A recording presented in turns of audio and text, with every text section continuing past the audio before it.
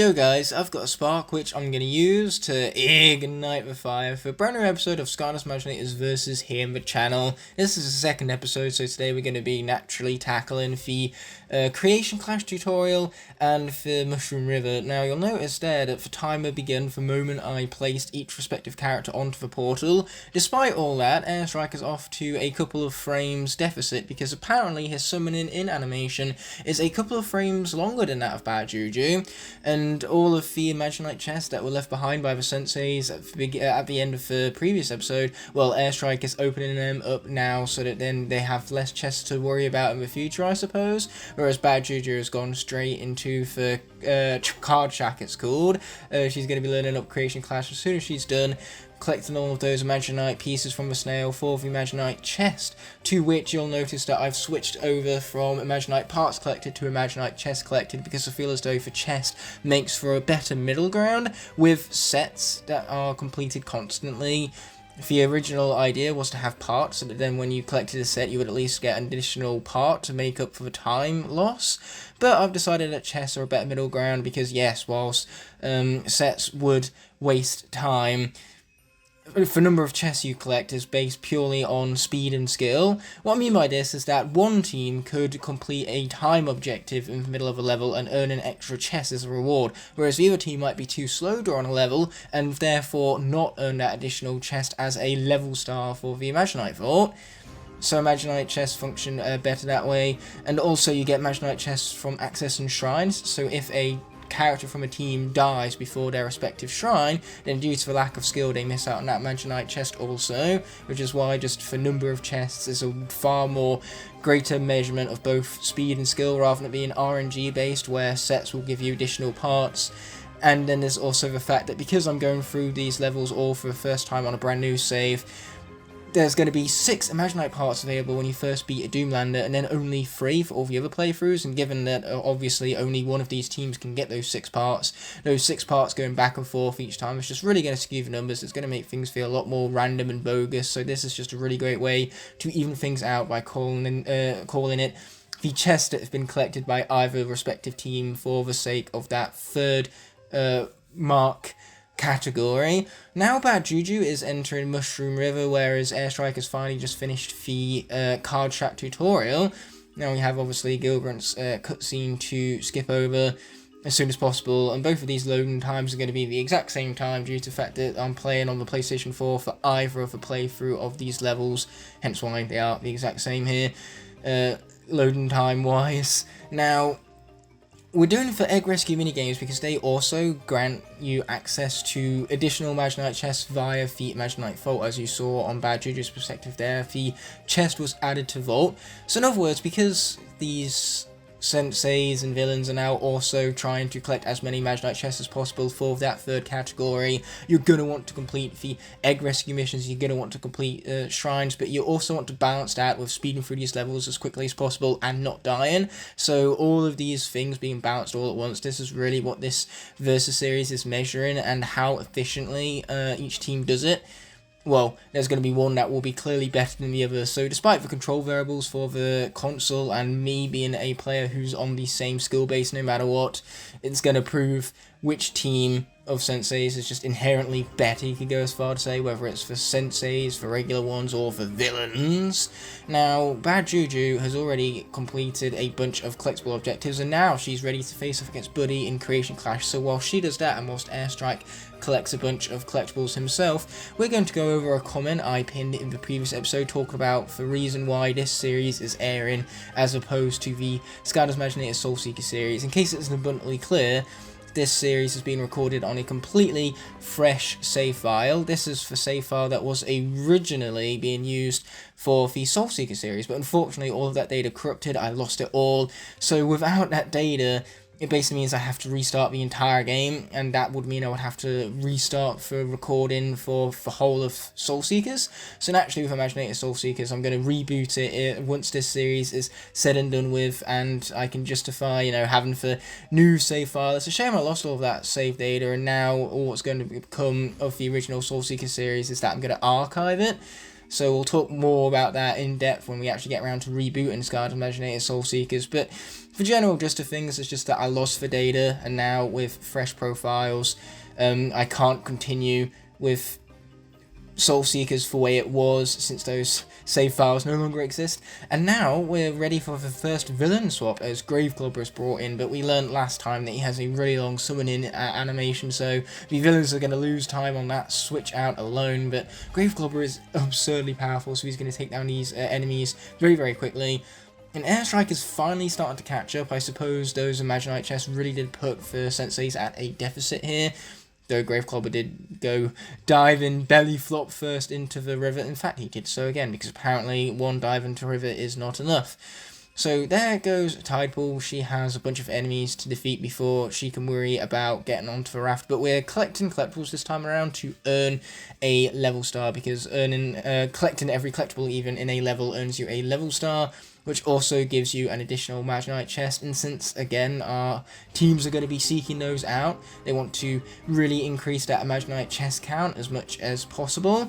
So naturally, with all of that, for them to be concerned with, they want to collect all of the collectibles in this level to ensure they earn said star and get granted a Imaginite chest reward. So Graveclubber is here, he's gotten into the door and he's collecting chests and soul gems to boot, but we've got to be very careful not to accidentally preview soul gems, because that would once again be a huge time waste. But now Tidepool has also gotten to where Graveclubber just was. She's got some catching up to do, and now the villains are switching over to the Undead, where they have one of their speediest most characters, Wolfgang. So I suppose the villains are going to continue to speed through this level quick, more so than the Senseis, I suppose you could go as far to say. They are currently doing this much quicker than the Senseis, so they are making up for all the time they lost in the previous episode, which is fantastic to see. But now the Senseis are also switching out for their undead compadre, that being Pit Boss, who, just like Wolfgang, is incredibly overpowered in this game.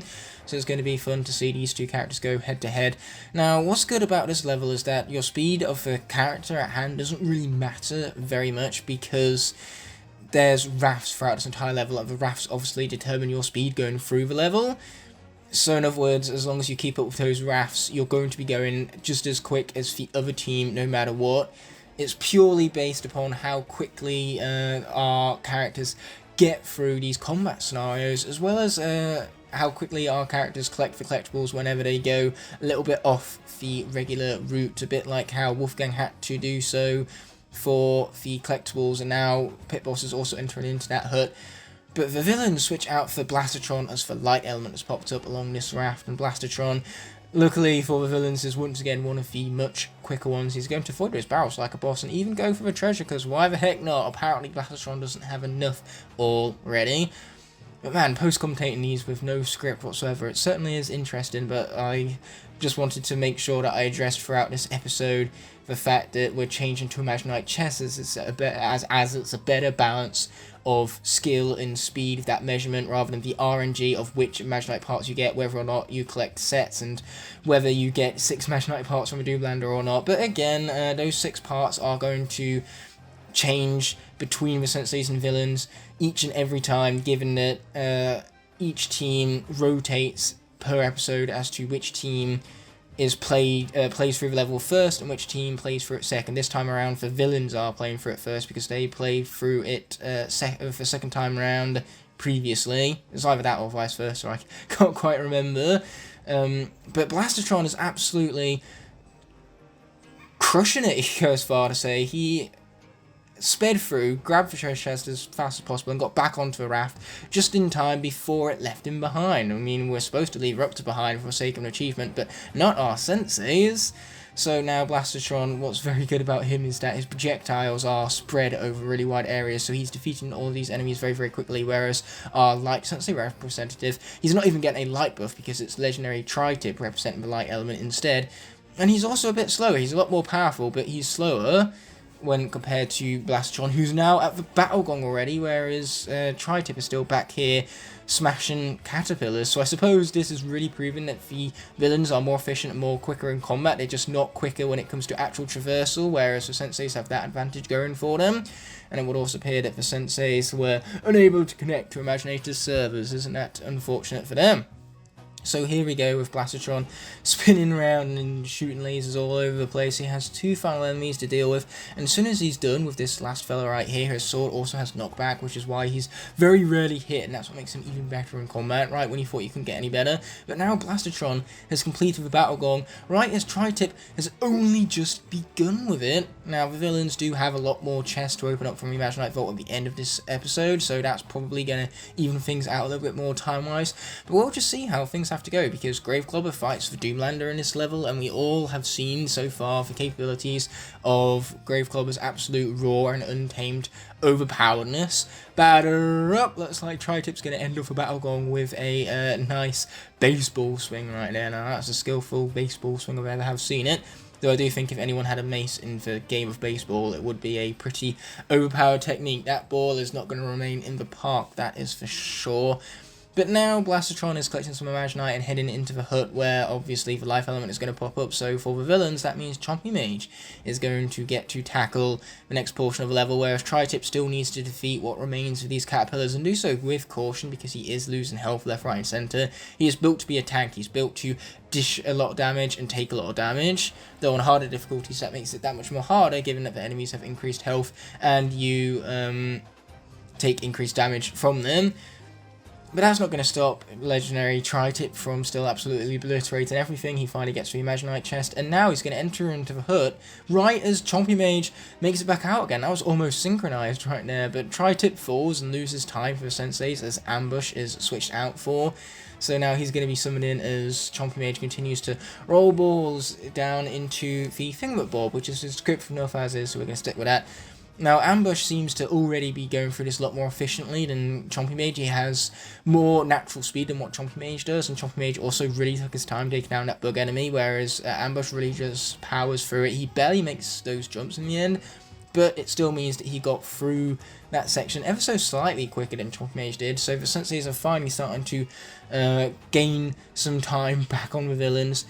And now it's time for the cannonball sequence, where Ambush seems to be doing things a lot more efficiently. He's kept the first cannonball right near the counterweight, so now all he's got to do is put them both in at the same time, and bingo, that was a success. Chompy Mage almost got through off the raft right now on the right, but now he just has to collect all of these Imaginite snail pieces, collect the chest, and then make his way up the mushroom bounce pads, and then obviously Ambush moving at the same pace whilst on the raft. It doesn't matter if the fact that Ambush has a quicker running speed than Chompy Mage, because the raft goes at a set pace and there's nothing Ambush can do to change that.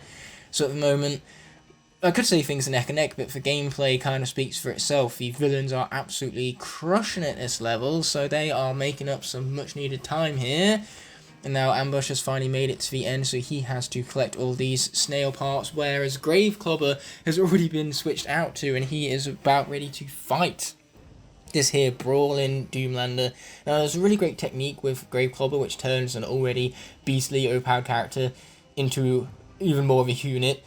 If you thought Graveclobber was overpowered before, you ain't seen nothing yet, because it would appear that when you hold the primary attack button and you create that line of geysers, you can jump out of the attack rather than rushing straight through them, and that leaves all of the geysers available to stack damage against the enemies as you punch and kick them, or, you know, as you belly flop. As you can see, I'm creating these triple geysers all in the same direction as the Brawler, so that then these multiple geysers are all dealing damage all at once, whilst Graveclobber goes in with his melee combos. He is just messing. He's playing with his food. This Doomlander doesn't stand a chance, but Doomlander doesn't even know it yet, whereas Airstrike has a lot more flow and is much more fast-paced than what Graveclobber is. But he's also taking his time to defeat the Brawler. He's still on the first phase, whereas Graveclobber almost has the Doomlander defeated already. He is making mincemeat out of this guy right now. Just look at that health bar deplete. Wow, and Airstrike has only just initiated the second phase, as Graveclobber has already defeated his respective Doomlander. Chaos is furious as this cutscene kind of plays simultaneously there. Once again, for Senseis and villains having incredibly similar gameplay screens, but you'd hope so, given that these are two different playthroughs of the same level, but being compared for the sake of the efficiency of the characters alone, because I would certainly say that once again my skill level is the same throughout both of these fights. And the loading screens are obviously the same as well, given that they're from the same console. But enough of talking about stinking control variables. It would turn out that the villains got through this level so quickly that they even managed to complete the speedrun objective whilst also aiming for all of the collectibles. So they earned all 3 stars in this level, and do not expect that to be a regular occurrence. Obviously, we can get triple stars in levels like Disneyland as well, where there is no speedrun objective. But other levels where speedrun objectives are a thing, getting that on top of the collectibles is going to be tough. But now the villains have finally gotten around to opening up what remains of their vault, and their chest numbers are really going to increase from this point forward.